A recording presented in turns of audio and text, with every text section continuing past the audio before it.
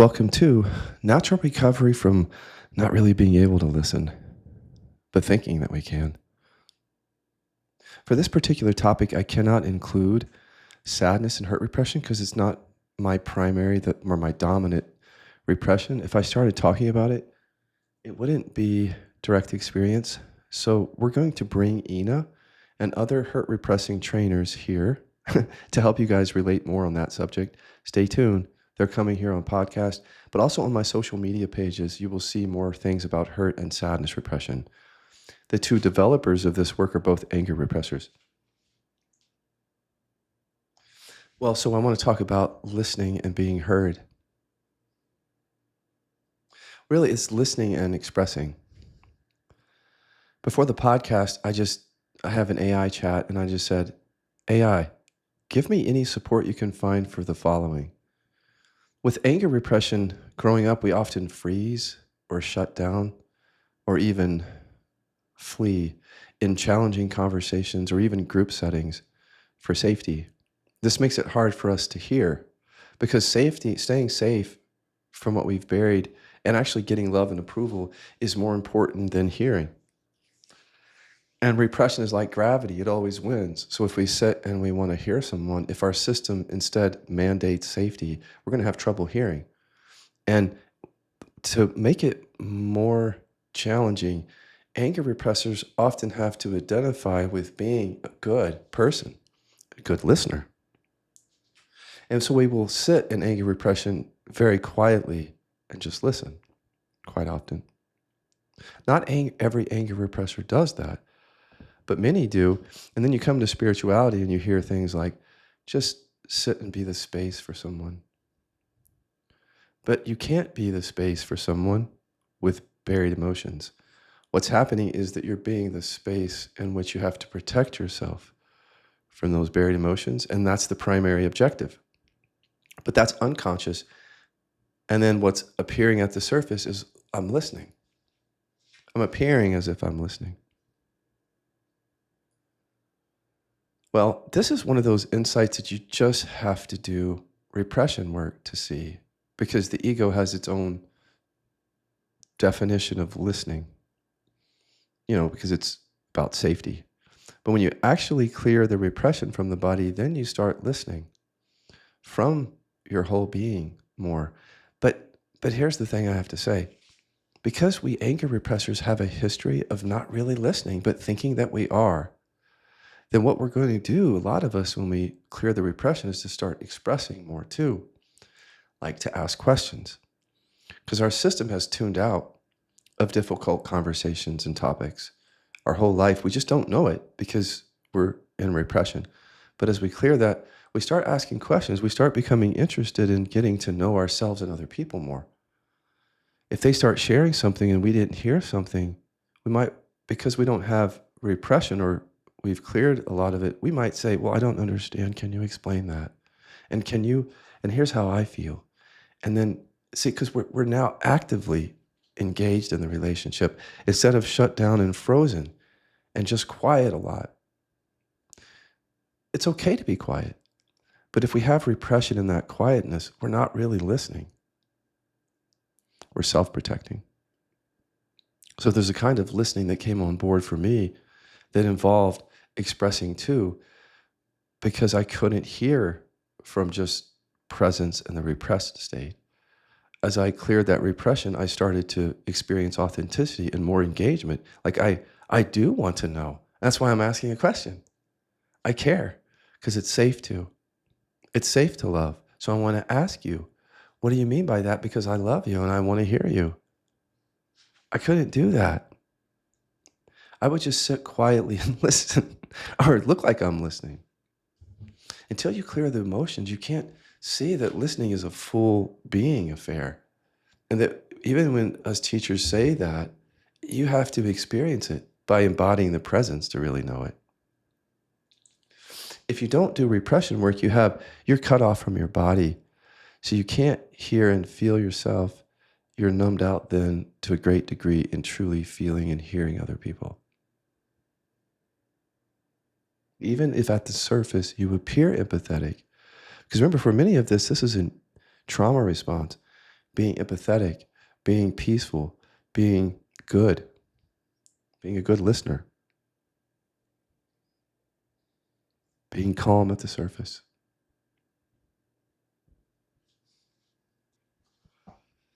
Anyway, AI gave me a lot of support for that, which I really didn't need. I was just curious as to whether others had considered this. But AI has its own thought process, so it just made sense. I suppose the question did. And it certainly makes sense to me. And I've had practical experience with this. This is real for me in my personal and professional life. So, when my relationship became much more authentic, we started expressing what was true for us, including the stuff that's really vulnerable, needs or wants that are left over that had not been discussed. And I, because of this work, came forth first in my relationship to say, these are my needs that I didn't know were there. And I had been creating suffering, chronic pain because of those repressed emotions. And relational patterns had come from that. But having cleared a lot of that, I just wanted to open up to the person that I love and listen and express. And as I started it, he became, not right away, but eventually comfortable saying what he needed. But that's hard. If you don't do this work, it's real hard. I think what allowed him to do it, because he wasn't doing this work at the time, is that I did it. It like opens the space for that. If one starts to be more real, then the other person can feel safe. So it happened in a lot of ways. But the issue was that sometimes when he would start to express his needs, I had question. Because this is the kind of conversation from anger repression that if that would have been a trigger in the past, what your needs are, if that would have, that's often a trigger for people, then I wouldn't have really heard you. But I was really hearing him. And I just wanted to make sure I heard him, so I asked him to repeat something so I could understand that. And it triggered him.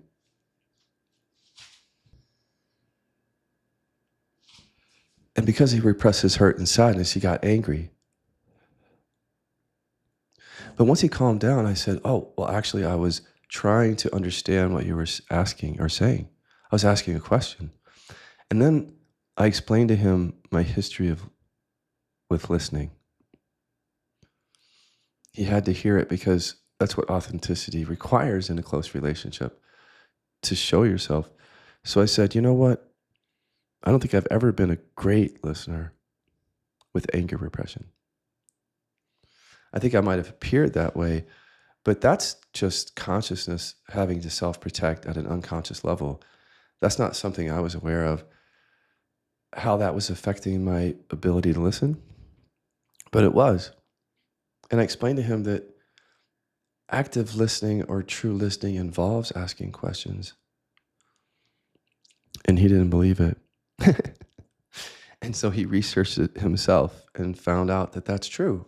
And different research than I was doing, I was looking to see whether anger repressors would benefit from asking questions when they clear repression because of their history of avoiding conflict and not listening. And the answer was yes. But he just said, is asking questions a part of listening? And it said yes. For secure relationships, it is. I mean, for any relationship, because we just don't hear each other from repression. We think we do. We can't hear ourselves. This comes to the topic of then being heard and expressing. Another thing that comes with really all repression is, for a lot of people, not everyone though, the feeling of not being heard. And it often comes up in a trigger if you notice like you're explaining something to someone, but if you only understood that you don't have your emotions online, you can't really express what you're trying to say. If you had that energy available, you could express what you wanted to say and you wouldn't feel unheard. Unheard is often a feeling. It's not, it's not what we say it is. We say, oh, you're literally not hearing me. But really, it's that the person might not be hearing you, but that also you might not be expressing clearly from the energy that you need to convey that. If I say something like, well, it's really important that I get affection, And somebody says, what did you say? Well, you heard me. Well, no, I didn't actually. I didn't hear you. See, we need energy. It's not just words. To feel true for us, the energy has to be there. I need your love and affection. I need your affection. I've just recognized that the whole relationship, I've needed your affection. And I put that on you and I never expressed it. But I actually do. Doesn't that make sense that I do? Because I'm always being affectionate. It's that kind of thing for me. The energy is there. And then he heard it. There's no question that he heard that. But see, often our needs and wants are so connected to the buried anger that we don't have the energy or even the ability to express those needs and wants. And if we do, we don't express them clearly. We might think we are, but sometimes in a trigger, we might say, you're not hearing me. But that's a need that apparently we have throughout the whole relationship. Why do we wait until we're triggered if we do? Is there really that need? Is there the need to be heard? And do you express it? And people say, why should I? They should just hear me. But it's a need coming from you. And if you go into your body, you might find that need comes from your childhood. It's an old feeling that you can't express yourself fully, that you're not allowed to. And then right with that is this feeling like they're not hearing me, because they're probably not, quite frankly, in many cases, hearing you. If you can't bring the energy to what you're saying, whatever that energy is, whether it's vulnerability and true sadness, if that's what it is, or anger, or just power, compassion, wisdom, whatever that is, that it's real for you. That's the key. And we tend to be false with each other. But when we process buried emotions, we really do start truly listening. But if we don't express at the same time, we're really not listening. Because we have to bury so many of our needs just to sit and listen. And what's important to us, that those needs are still there, and the buried anger too. So we're not really listening. Our need for safety is driving it all. But as we open up to what we are and are able to express these different energies and ask questions, then we can truly listen, because it's safe too. If we can be ourselves, it's safe. If I have to hold something back, I can't be myself. It's not safe. I can't really listen.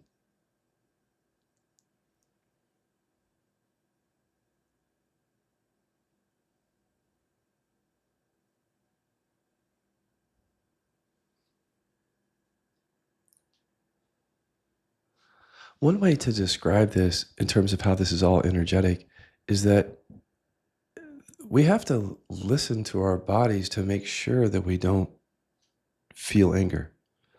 That's what we're really mostly concerned with. And so we can't, you could say, listen to our own anger. We have to really pay attention to our fear of anger. It's an unconscious thing.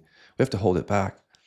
We can't hear it. In other words, we can't feel it and allow it and hear what it has to say and the insights in it, which have to tell us about how we're not authentic in life. And that if we could open up more, we wouldn't hold all this anger back. But we can't see that if we keep holding the anger back and we don't get those insights.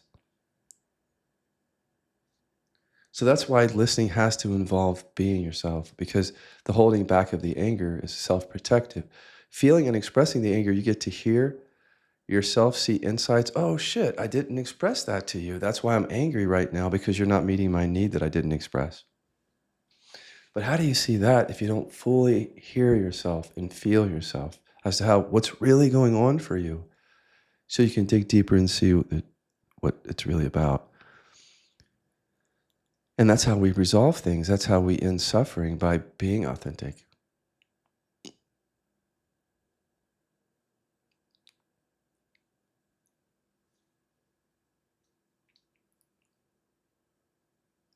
For some people, and even it got this way for me, it's like this, especially with spirituality, the influence of that, of this fear of just being human.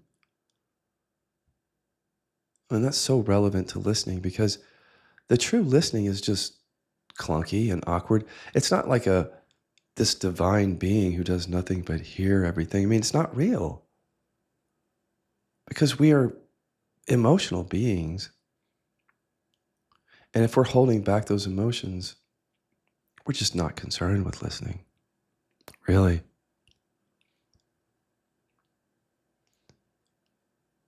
We find this sweet spot because many of us anger repressors have just been good listeners on the surface, because it kept us safe. And we didn't have to be authentic that way. We could just listen to everyone else being whatever they were,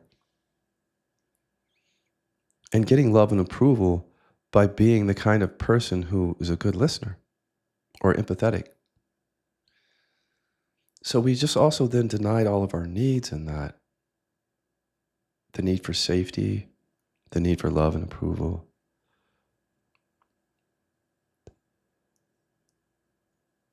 So as we do this work, we start to feel and express those needs, because that's what's true for us. It's always been true. But we just own it now and make it conscious so that we can end the suffering of it. But when we do, we start realizing, I can't just sit and listen to everybody all the fucking time. I've been doing that my whole life, or at least looking like I did. In order to really hear them, I have to be myself. I have to express my needs. And many anger repressors will think, well, how does that have to do with listening? Because you already have needs, and those needs are governing you in every moment.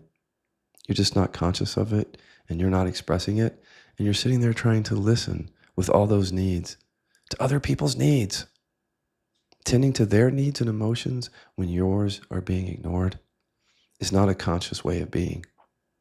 It just looks that way on the surface, especially if you can cultivate some present moment awareness to go along with that anger repression. Then you can really fool people and yourself into thinking that you're truly authentically listening. I was too. Thought I was being the space for people. We're doing the best that we can when it comes to repression, because that half of the duality is buried. We only see what we see at the surface. That half of the duality, the quote unquote good listener or empathetic one.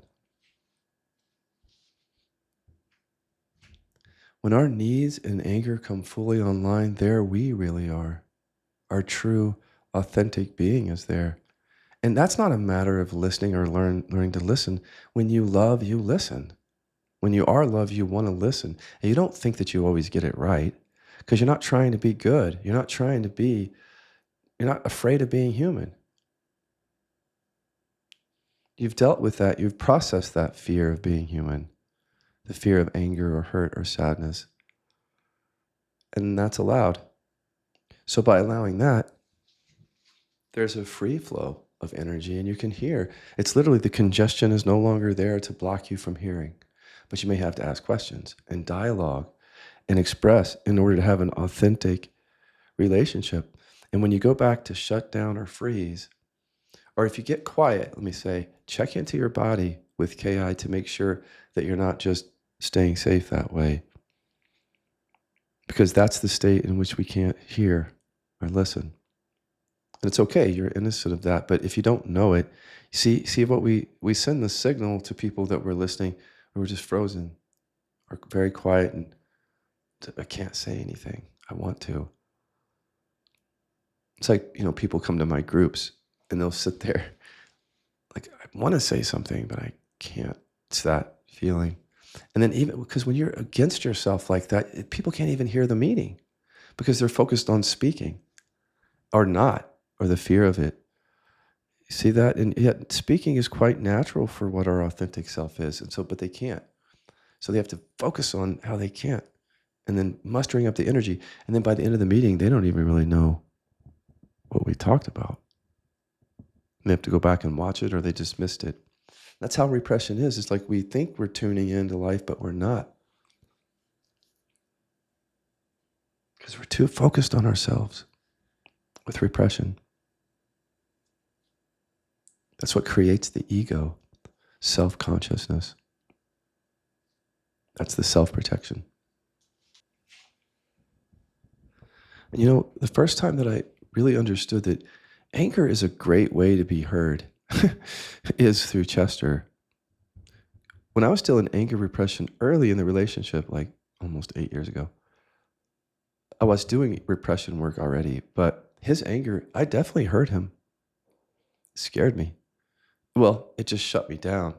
I didn't know why I was afraid. I just was just sitting there. It was frozen fear.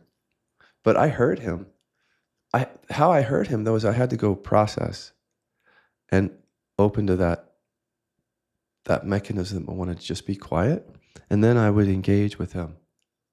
And then there would be more anger because that was safer for him, and that scared me. So I had to learn how to open to that side of myself that had to be able to be angry just to be with him, because that's his go-to, or it was. It isn't anymore at all. He's changed drastically. But in the beginning, it was like that, and I couldn't hear him. Often when he was angry, but by processing, I'd come back, my body would feel different, and I could see what he was trying to say or where he was coming from. But I also learned what I had to say, because by not being able to express, I really couldn't hear. I was just walking away, being quiet. And then I recognized how my own anger is a great way if I need it to be heard. But I never knew that before, that that's one of the reasons for anger is for communication, authenticity, your power. But you might think, what's it have to do with listening? Everything. Because if you don't have authenticity, you don't have listening. You don't have authentic listening.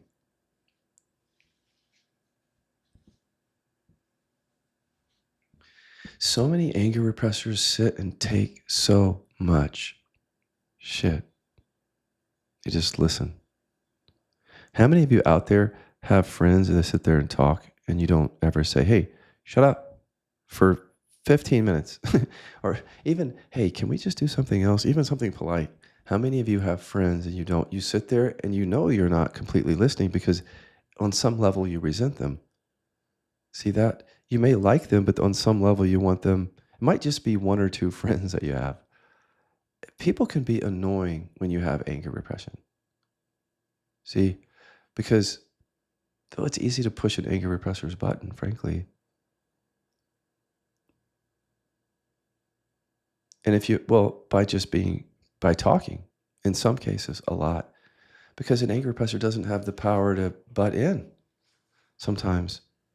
And so they just can't hear, and then the relationship doesn't work. Well, so I cut out all those relationships in my life.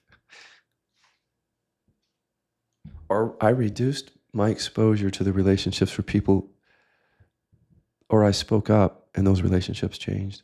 But I was at the mercy of a few of those people in my life. That's a good example right there. See how we can't really hear those people fully?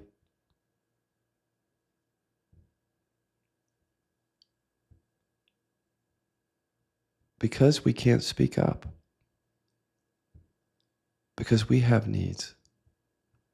And when we're sitting there listening, we might look like we're just a good, clear listening vessel, but we have needs.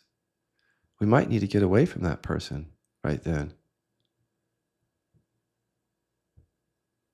But do we express it? As we clear anger repression, our system can hold it all. And we can be with people and we can say, hey, you know what? I'm going home now. Or I don't want to talk about that anymore. You've been talking about that for an hour, but I want to talk about this. Or whatever. Can we please talk about something else now? Or whatever you have to say, you come online. And therefore your listening comes online because, see, then we're left with the relationships that we want when we do this work. And you want to listen to people that you love. You don't want to listen to people that you resent. Really, on some level, you don't. But when you clear that and you just recognize your own openness, you know who you love and who you want to listen to. And then you get to cut out all the people that you don't. You never did want to listen to them anyway. Maybe they talk about things you're not interested in. Maybe it's just a personality thing. Your energy is then freed up to live an authentic life and to not cater to other people. So now, once that energy is freed up, you can just go around and really hear and speak. So I hope that's helpful. I won't say anything else. I just want to invite those. I don't even know who would come forward to the podcast like this because I'll leave you with this story. If you do want to come forward, come talk to me. There's a free talk. There's a link in the description for 20 minutes just to see if KI is a fit. And please take the repression test at repressiontest.com before you come to the call. That way we'll have a much better conversation. And if you're not quite ready to come and talk to me, then you can go to repressiontest.com. That will automatically put you on our newsletter. Please like, share, follow, subscribe. Here's my last story about the good listener thing. Dan McClintock, who I love to death, he's like a brother to me, co-developer. He was working with me at the Killaby Center for Recovery, our treatment center. And Dan was a great counselor there and facilitator because people loved him. And one of the qualities that Dan had was he's a great listener, and people would say that actually. It's like when you're talking back then, at least, Dan's different now. Dan is himself much more now. His energy feels very different than it used to. But back then, he would tell you this. He got a lot of love and approval like the rest of us by appearing at the surface as a good listener. But when we went into anger repression work, just like with me, he found what was really going on, raging at the unconscious level, which is not listening. It's creating suffering. And part of the suffering is appearing at the surface to be listening fully, but you're not. And he had this huge insight and shift around that. I mean, he's had a deep transformation.